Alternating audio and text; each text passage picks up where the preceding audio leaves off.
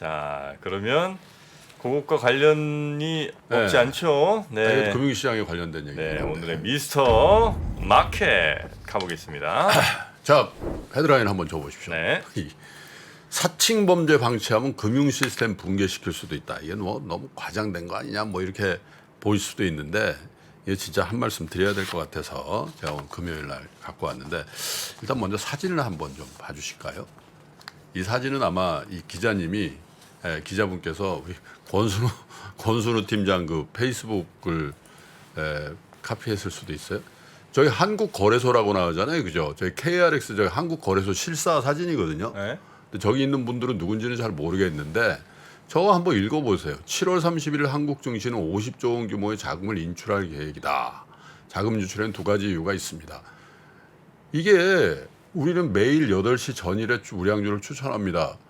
이게 뭘 사칭하는 거냐면요. 우리 한국증권거래소 있잖아요. 여의도에 있는 거.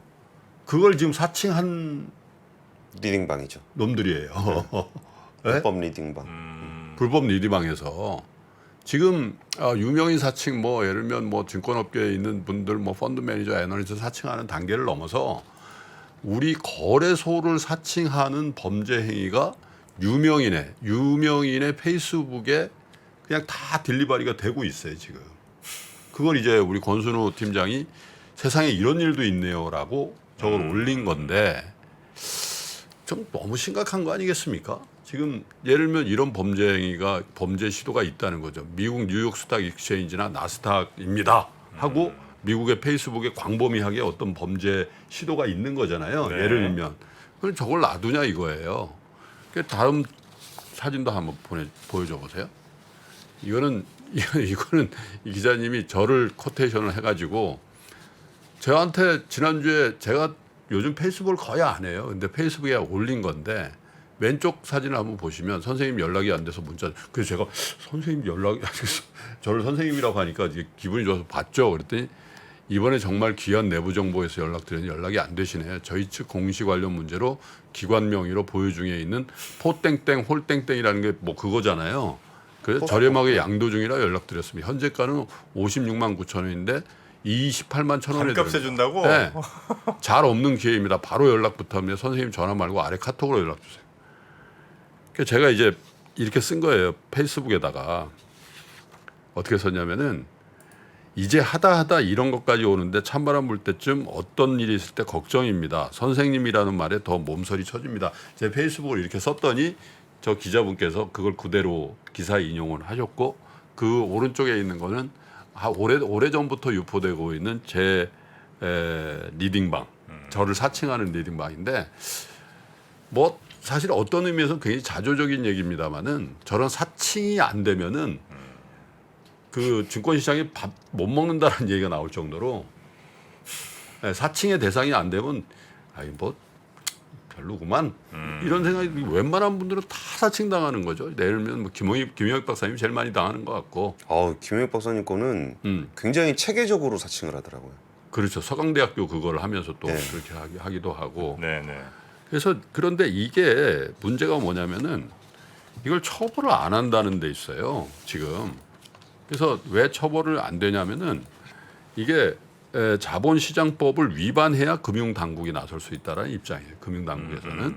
그래서 자본시장법 제178조에 따르면 금융투자 상품의 매매와 관련되거나 매매를 목적으로 사기를 쳐서 네. 부당이익을 얻어야 불공정 거래로 규정하고 있다. 이렇게 법령이 돼 있어서 예, 사기를 쳐서 피해자가 발생해야 그렇죠. 이거를 이제 나설 수 있다 이런 거죠. 그래서 저희도 아마 뭐 한 5번 이상 경찰에 가서 이거를 고발했거든요. 네. 그런데 거기도 똑같아요. 피해자를 동반해서 오라는 입장. 그래서 그런데 이제 문제는 뭐냐면 이게 페이스북과 카카오톡 등 광범위하게 우리 국민들이 사용하고 있는 SNS 망에서 엄연한 범죄 시도가 저렇게 광범위하게 있는데 이 법에 의해서 처벌도 못하고 또 당국이나 공권력이 나설 수도 없다는 반응을 보였을 때 그러면 저런 사람들은 이거는 뭐 내가 사기해서 큰 거 한 건 할 동안에 그냥 어떻게 보면 그 법이나 당국에서 그냥 방치되고 있는 상황이죠. 그걸 이용한다는 거잖아요. 예. 그래서 다만 이제 이런 법을 조금 더 강화하는 법령들이 국회에 계류 중이거나 이런 것들이 있긴 있어요. 예를 들면 한병도 더불어민주당 의원이 2020년 7월에 사칭 행위를 하면 1년 이하의 징역이나 1,000만 원 이하의 벌금에 처할 수 있도록 정보통신망법 개정을 발의했. 이게 2020년 7월이에요. 지금 2023년 8월 아닙니까?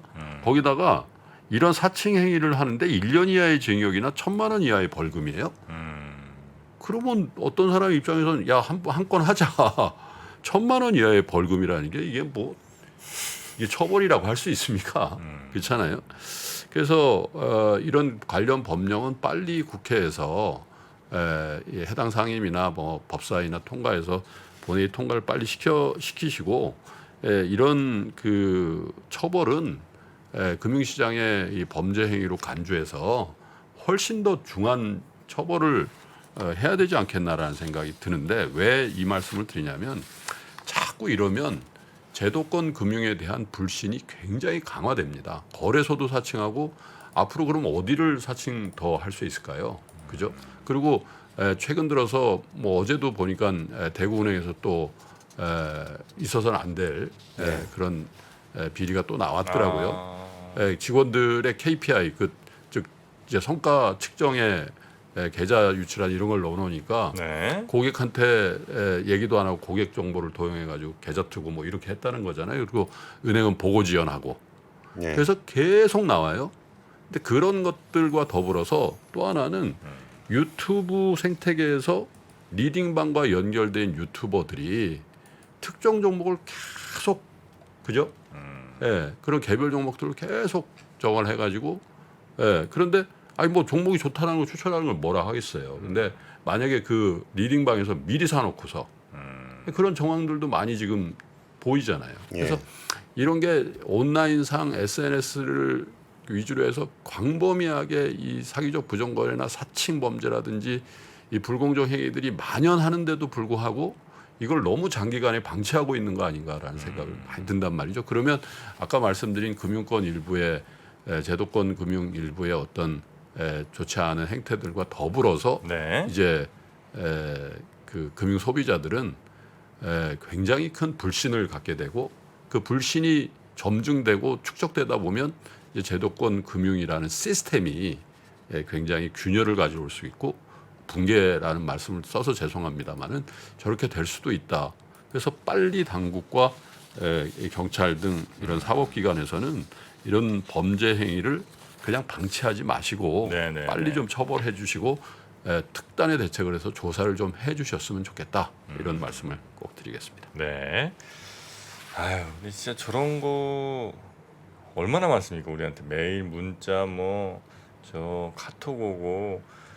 근데 이런 환경이나 이런 게 우리나라만 그런지 모르겠는데 유별나게 많죠. 유별나게. 그 인구 대비 뭐 사기 범죄 건수가 좀 많다고 하죠. 근데 그 사기 범죄에 대한 처벌이 우리나라가 좀 약한 편이라. 그래서 그런 거를 좀 강화했으면 좋겠다는 생각이 들긴 하는데 아유 뭐 저 국회에서 또 이런 거 뭐 하나 하려면 또 이게 뭐 하세월이더라고요. 5년 그러니까요. 10년 또 걸리고. 근데 그 국회에서 법 바꾸는 것도 중요한데 그 행정부에서 집행하는 거 좀 더 열심히 하는 것만으로도 효과는 분명히 있을 거예요. 그리고 아까 그 인용했던 게가 이제 페이스북이었는데 그 페이스북이 그 전에 미국에서 계속 청문회 불려가서 혼나고 막 그랬던 게 그 불법 행위 광고에 대한 거를 왜 그대로 실어주냐는 거 가지고 청문회를 했었던 거거든요. 그러니까 이런 게 어떤 사칭에 그러니까 나쁜 목적으로 사칭을 하고 있는 것들의 광고를 그 플랫폼들이 그냥 실어주는 거잖아요. 그러니까 그런 부분에 대해서는 플랫폼도 좀 책임의식을 느껴야 될 것 같아요. 미국에서는 그거 가지고 지적받아서 자정작용을 하는데 왜 한국에서는 또 안 하네요. 그렇죠. 예를 들어 포털에서 검색해갖고 뭐 무슨 불법 음란물이라든지 아니면 무슨 뭐 저작권 위반한 뭐 이런 콘텐츠도 많이 있으면 그 포털 문제 되잖아요. 예전에 문제가 좀 됐었잖아요. 근데 이거는 검색 정도가 아니라 그러니까. 아예 광고 돈 받고 광고로 띄워주는 거니까. 그러니까 이건 뭐 그런 시스템 운영자들에 대해서도 처벌이 필요하지 않나 싶습니다. 그러니까요. 자, 그러면 오늘 뉴스 그리고 미스터마켓 요 정도로 정리하고요. 우리 박병창 이사님 모시도록 하겠습니다. 권순희 팀장님 고생 많으셨습니다. 예, 감사합니다. 네. 아시아 외환 위기 이후에 글로벌 경기가 안 좋아질 것 같으니까 미국이 금리 인상을 천천히 하게 되거든요. 근데 이때 IT 관련 산업이 굉장히 빠르게 성장을 하는데 금리 인상이 생각보다 늦다 보니까 이게 뭘 만들게 되냐면 닷컴 버블을 만들게 됩니다. 외환 위기부터 닷컴 버블, 금융 위기, 인플레이션의 부활까지 대한민국 최고의 거시경제 전문가 오건영의 경제 이야기를 서점에서 만나보십시오.